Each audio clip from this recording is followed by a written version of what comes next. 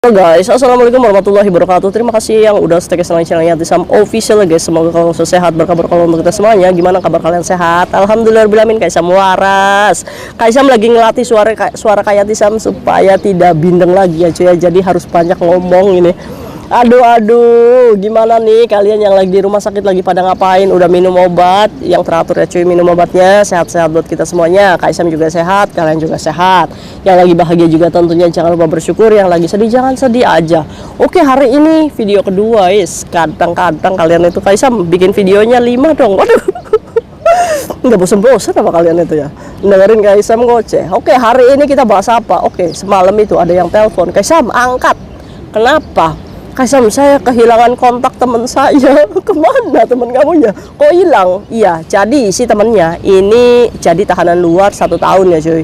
Kebetulan si temennya ini alhamdulillahnya punya pacar di luar negeri lagi. Jadi saat dia menjadi tahanan luar, dia ini nggak merepotkan agensi, nggak merepotkan apa namanya semuanya gitu. Jadi di backup sama pacarnya sendiri. Nah, tanggal 20 kemarin ini kehilangan kontak, atau mungkin ya Kaisam ya udah di penjara ya Kaisam, karena dia ini mengakui kalau misalkan dia mencuri apa? Mencuri koin coy. Ini awas, hati-hati ya buat kalian ya. Ini masalahnya apa? Uang belanja. Kadang kita ini suka diomelin sama majikan ya, belanja segitu aja kok mahal, $500 1 minggu aja dibilangnya mahal katanya.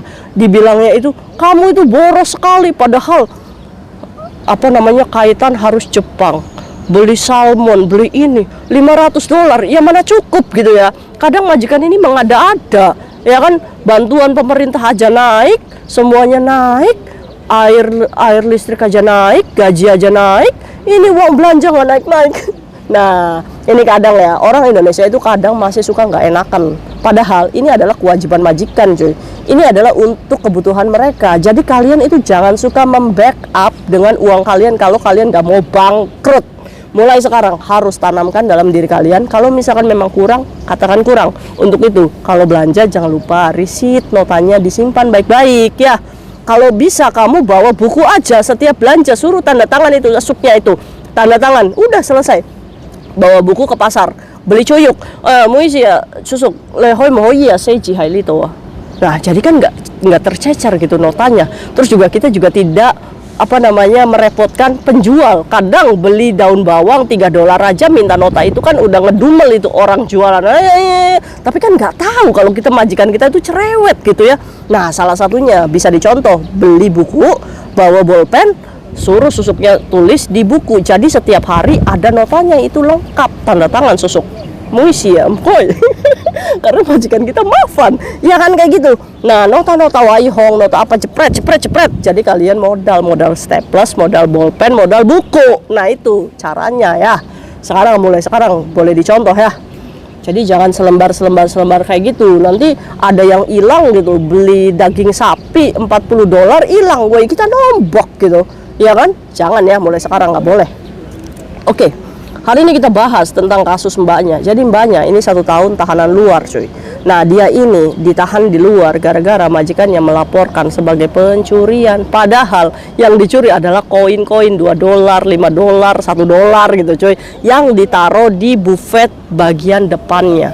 Nah, kenapa majikan itu bisa mencurigai si Cece ini mencurai ya kan, walaupun si Cecenya ini mengaku bahwa koin itu untuk menutupi belanjaan yang kurang, tapi majikan itu ya nggak mau tahu. Dia berpikir orang belanja saya kasih kok kamu masih ngambilin koin itu aja. Dipikirnya si Cecenya mungkin cuma sekedar koin gitu kan, cuma $2, $3, $1 gitu kan. Masa iya sih majikan sampai setega itu melaporkan ke polisi? Tapi pada kenyataannya ini dilaporin cuy.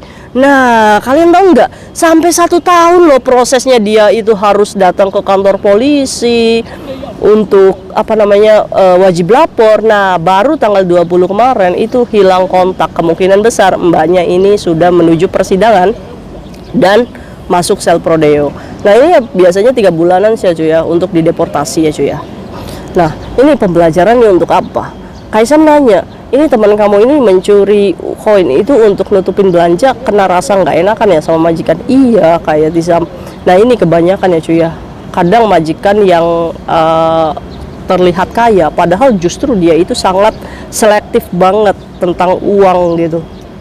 Jadi buat kalian ya cuy ya, yang memang uang belanjanya kurang, katakan aja apa adanya ya. Kalau kurang majikan, kalau misalkan majikan nggak percaya, saya terima bahan jadinya aja ya, terus apa namanya tinggal masak, itu lebih enak gitu. Kalau enggak, majikan diseret aja bawa ke pasar kalau nggak percaya, iya kan?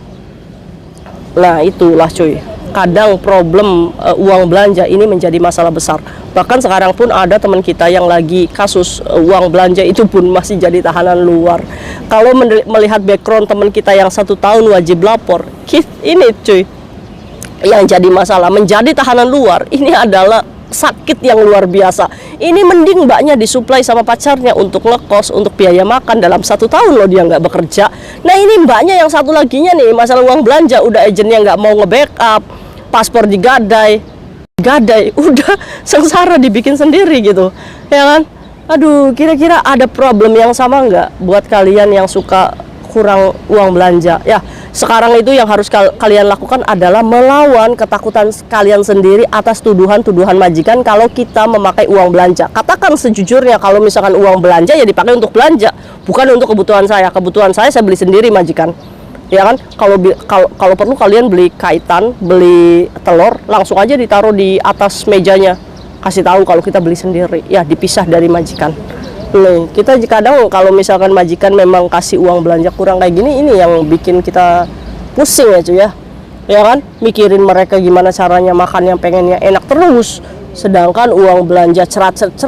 Nah maka dari itu ya cuy, kalau misalkan memang kurang, sudah waktunya kalian ngomong kalau kurang. Majikan harus berani, walaupun diomelin, walaupun dicurigain, kita dipakai sama kita, bodoh amat. Selalu tanamkan dalam diri kamu, bodoh amat gitu ya. Nggak suka sama saya, silakan pecat gitu, daripada saya harus tekor, saya di sini juga kerja, ya kan? Jangan mau ya. Kalau enggak, majikan harus bikin tabel tuh setiap harinya mau makan apa dia. Nah biar tahu tuh pengeluarannya ya. Ini yang jadi celakanya majikan ini, terserah lah Sidan, terserah kamu mau masak apa, kita sih percaya aja, tapi uang belanja cerat. Nah terus jangan pakai koin majikan ini ya cuy ya. Kadang koin majikan ini bukan hanya berbicara $1, $2. Kadang koin itu bisa menjadikan feng shui untuk majikan. Jadi jimat keberuntungan itu cuy. Kalian sadar nggak kalau di rumah majikan itu banyak koin-koin? Nah itu tuh sebenarnya untuk narik rezeki supaya datang ke rumah gitu. Nah majikan yang narik rezeki datang ke rumah, kalian yang ngambilin nih loh. Nantinya hilang lagi rezekinya. Itu adalah kepercayaan majikan. Nah maka dari itu mungkin saja nih si cecenya dilaporkan polisi dikarenakan sudah melewati batas atas kepercayaannya si majikan itu sendiri. Jadi mungkin majikannya menganggap kalau Cece ini membawa kesialan, udah ngambilin feng shui-nya itu cuy. Nyewa dukun di sini ya majikan itulah apa hal cuy, antara 10.000 sampai 15.000 itu 1 jam dukun kalau didatengin ke rumah ya, untuk feng shui-nya si majikan. Nah maka dari itu jangan main-main dengan koin majikan ya, walaupun $1 ada di meja, jangan pernah diambil. Karena saat majikan ini merasa keberuntungannya itu direnggut sama kalian, kalian itu adalah pembawa sial ya.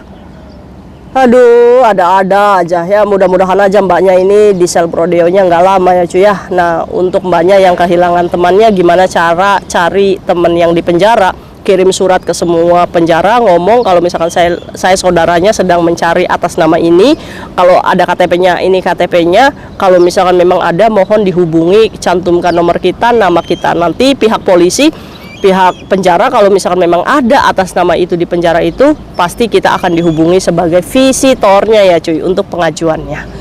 Oke, jadi dikirim aja, beli perangkonya di 7-Eleven aja, terus beli amplopnya juga di toko buku. Kalau enggak, kamu datang ke kantor pos aja ya.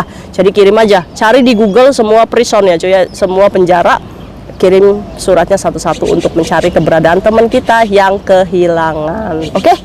Nah biasanya yang di penjara-penjara kayak gitu biasanya dikasih waktu 15 menit setiap hari Sabtu ya cuy ya, untuk menghubungi teman kerabatnya terdekat untuk menjadi visitornya. Semoga kita dijauhkan dari mara bahaya, dan semoga kita dijauhkan dari tersangka-tersangka seperti ini ya cuy ya. Walaupun hal sepele, kadang Aduh, masa sih cuma kena koin aja kita di sel prodeo, tapi kenyataannya memang ada kejadian ini. Ya, untuk itu prepare hati-hati, jangan sampai kita mencontoh hal ini. Karena kesialan ini bisa terjadi juga sama kamu. Oke, see you next video, bye-bye. Assalamualaikum warahmatullahi wabarakatuh. Bye.